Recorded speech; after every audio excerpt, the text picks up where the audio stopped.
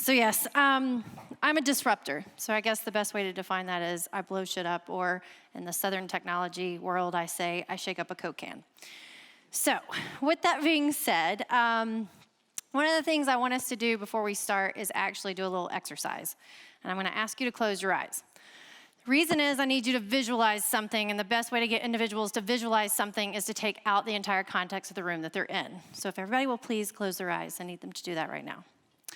Okay, what I want you to do is I want you to think back to the very first career move you ever had. So that very first job, that one that, you actually felt like an adult. You'd made it to the table, you were actually, gonna be a responsible person, probably with a car payment, just graduated, you got that first job, and I want you to visualize yourself.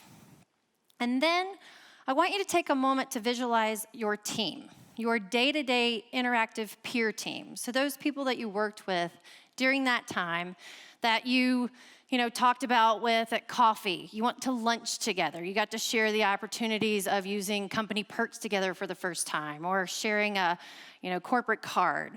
You all kind of hung out, you shared the same values and ideas. Can you visualize that team? I want you to have that image in your mind. Now, at the same time, I want you to visualize at that job, what was the executive team like, and what did it look like? Because my guess is it looked a little bit different than your peer core group. So I want you to think back. Some of us, this is harder than others. It's been a while since we were in that job, and some of us didn't work with that executive team. But try to visualize that. So you've got your peer group, and you've got your executive team. Now, open your eyes.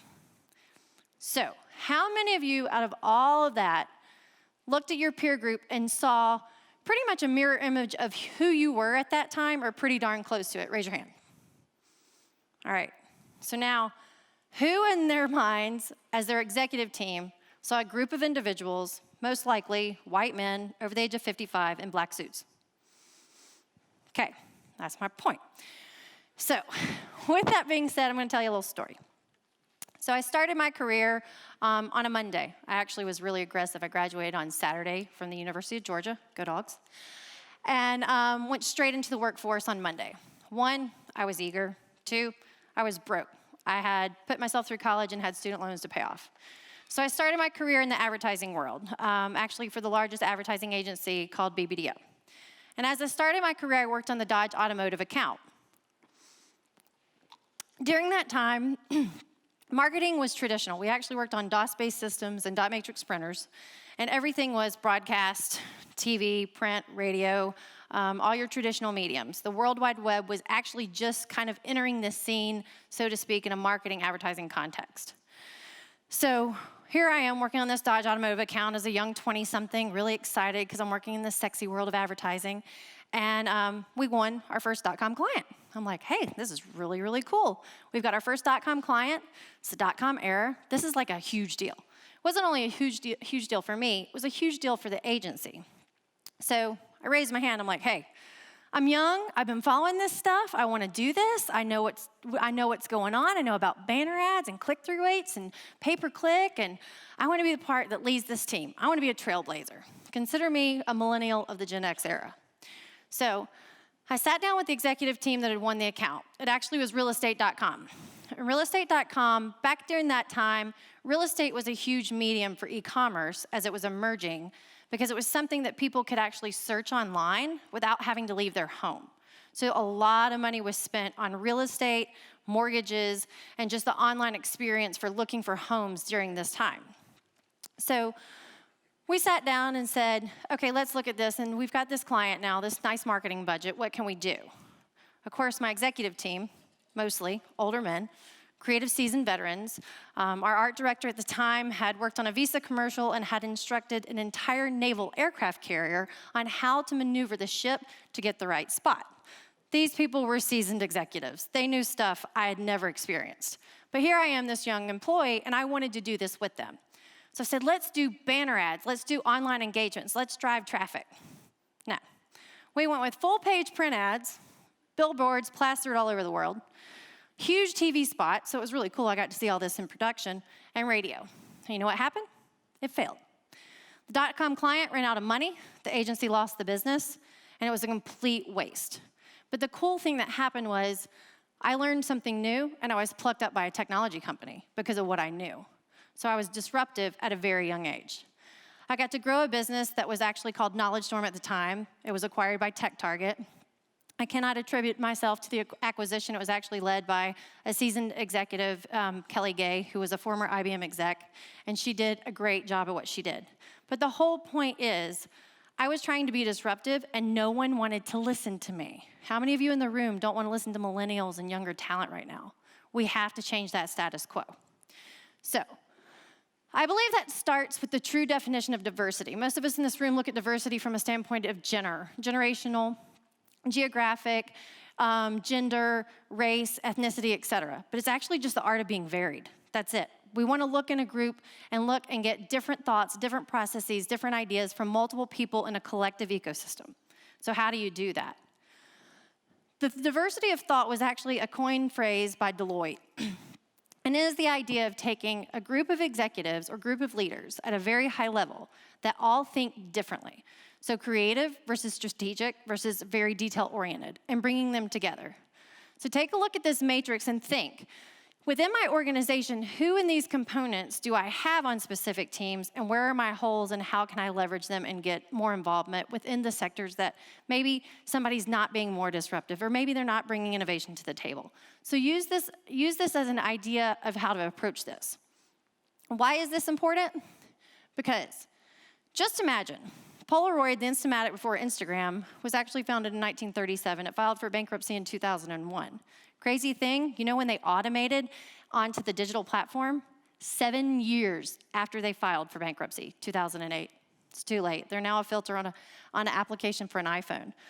Pets.com went from an IPO on the NASDAQ to liquidation in 250 days. Their most valuable asset is the sock puppet that was created in San Francisco. And Circuit City went from bankrupt, being the second largest retailer of electronics in our industry during the time where we as Americans are consumed with electronic devices. How in the world does that happen? They didn't innovate. So here's the funny thing. Everyone always talks about Blockbuster. So how many of you have been drugged to Twitter, kicking and screaming? So Blockbuster actually has one lone Blockbuster that went out and created an account, and this is an absolutely hysterical account. They talk about all sorts of funny things from movies of the 80s, et cetera. They launched in April of this year. They have over 35,000 followers, probably more than most of us in this room have as companies or individuals. So they're innovating, but it's always too late. So we talked about Pokemon Go earlier. The thing about Pokemon Go that's so interesting is it's actually creating a huge innovation ecosystem of people going to find things in geolocation. But let me explain. Has anyone in here downloaded the app? Okay. So did you log into it after you downloaded it? And you play it. All right. So I'm at dinner a couple of weeks ago, and my girlfriend and I are talking about this, and her daughter was 19. Her daughter went straight to not her phone, not text messaging, to Snapchat and to Twitter messaging to find out more about this. That's how she communicated with her friends. Then she proceeded to download it, and as she downloaded it, she entered her information. So imagine to her mother's horror when her 19-year-old daughter is accepting the fact that people are going to be able to geolocate her daughter. Her mom flipped out. She was like, no, you're not going to do this. So this is just another example that it's really innovative, but there's still this huge generational gap of what we accept, others may not. My stepfather is 85. I can guarantee you he's never done online banking and never will. So we got to get to the root of what diversity actually means, because like I said, it's not race, it's not age, it's not gender. It's actually the entire human experience. What has someone experienced in life or in a culture that you haven't? And why is that important that you have a diversified workforce in your industry? One is, from a standpoint of doing this and creating a diverse platform, you can actually be proactive on certain things such as demographic shifts, economic crises, and globalization. Also, if you've got clients or even government contractors that want diversity, this is going to be key for your company as it grows. So how do you do this? One, you have to be willing to stir the pot. Be like me and stand up and be like, hey, I'm gonna learn this, or I know it, or I think we need to do this, and you have to be willing to jump and take the risk. Second, as you do that, you have to be forward thinking. You have to look at, So what out there is the next big idea? What macro and microeconomic trends are growing innovation? What is something I can think about? I can guarantee you, no one of us in this room thought that Pokemon Go was in the works. And most importantly, I think we have to really work on the diverse workforce. And here's why. I was recently in New York working with a sales convention, and I was at a dinner with a gentleman who runs sales for a multi-million-dollar organization. So it dawned on me, I challenged something. I said, Rob, when you hire sales executives, where do you get your references for who the next hire might be? At first, I knew what he was gonna say, because it's normally subconscious. He goes, my guy friends, of course, like my golf buddies, my poker players, like they're gonna know who the great talent is. I said, okay, I get it. That's subconscious. Like you're not consciously trying to go out and say, okay, I'm just gonna hire like-minded people because I'm comfortable with it. But why don't you pick up the phone and call me?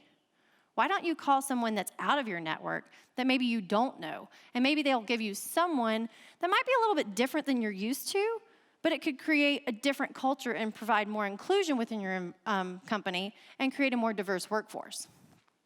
And he thought to me, he's like, never thought of it that way, but I guess you're right. I do kind of need to think that way. So utilize those people outside of your network that might be able to help you find that next person.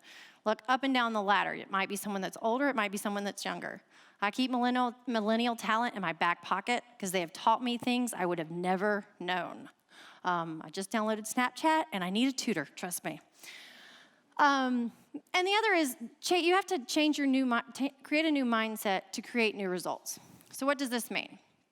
All of us in here most likely go to networking events. We go to conferences. We go to lunches. We go to meetings.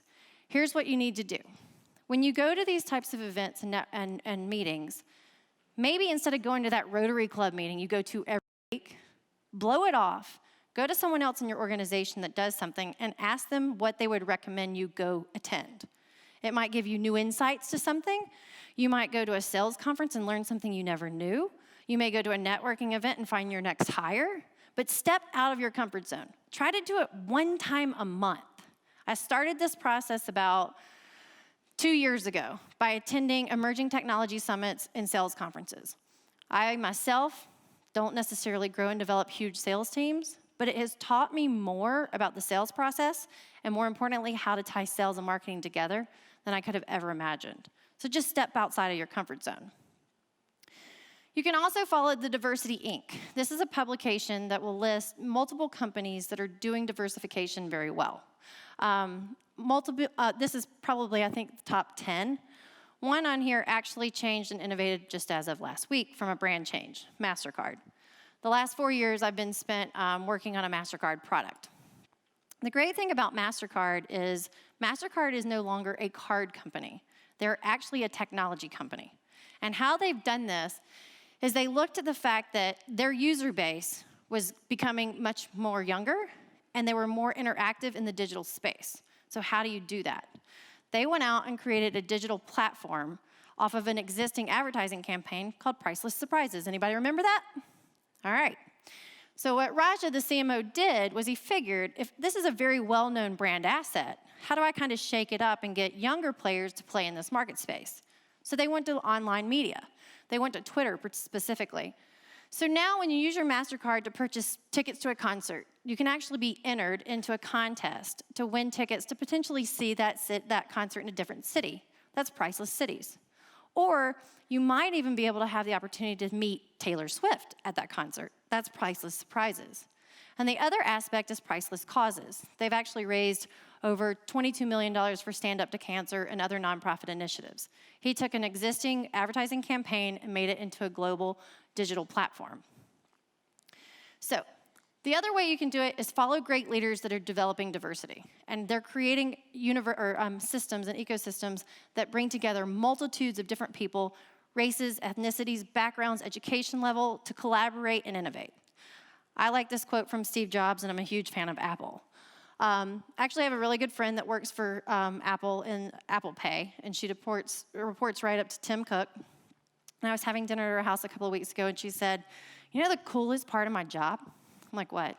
She's like, I mean, yeah, I get to work with world diplomats implementing this in multiple countries. But the fun thing is when we come together as an executive team and sit down, the entire race and the entire broad and depth of our team is there. And here I am, this woman from Alabama with my Southern accent. And I'm meeting with global leaders that speak multiple different languages. It's a huge melting pot of innovation. And that's why I like my job. I'm not sitting there with someone telling me what I want to hear. I'm being challenged by people telling me what I need to know. So follow great leaders that are developing disruption through diversity. So if you leave here with one thing today, I want you to take one nugget, whether it's the idea of going to a conference that you're not normally comfortable with. I myself get asked to go to conferences for 40 under 40. Well, I'm over 40, so I haven't found any conferences for 40 over 40 yet, so I go to ones for 40 under 40. It's a little different, I'm not gonna lie. A lot of drinking, a lot of different conversations, just a different culture. But you know what? I've met some really great people, and I've met some really great talent. My running joke is always, I really don't need to be here, but I'm here anyways. But it's been a great way for me to learn other trends in the market and what other people are doing in advertising and marketing and technology. So go away from here with one little seed, one little nugget, whether that's hiring someone that doesn't look and operate like you that might challenge the status quo, or whether that's going to a networking event, traveling across the country to a business meeting you maybe would have blown off. Whatever it is, go meet with people that are going to challenge you in different ways to be a little bit more disruptive and a little bit more innovative. I have a business coach that's helped me do this tremendously. She helped me define my personal superpowers. I am half masculine and I am half feminine. The reason being, I negotiate like most men. I grew up in the car business. Don't ever try to buy a car with me. It's the most uncomfortable experience of your life. But she helped me figure out that background of myself, because I'd spent most of my life growing up with men, taught me how to negotiate. And I'm a better negotiator in business than most men. So she helped me define my superpowers, both masculine and feminine. So go away from this with the fact that diversity is not about race, it's not about ethnicity, it's not about gender. It's about the fact that if you want to be disruptive, you have to come up with ideas. You have to be willing to stand in front of a crowd and say, hey, I'm the one that wants to do this, and I want to lead it, and I want to be an innovator. If you're interested, my business coach is Whitney Johnson. She's at Thinkers 50, and she wrote a book called Disrupt Yourself. This book is for personal and professional disruption. It's all based upon the S-curve, and it will help you really think about where you are personally and professionally and where you want to go. It doesn't just help individuals, it helps companies. So I appreciate your time, and thank you so much.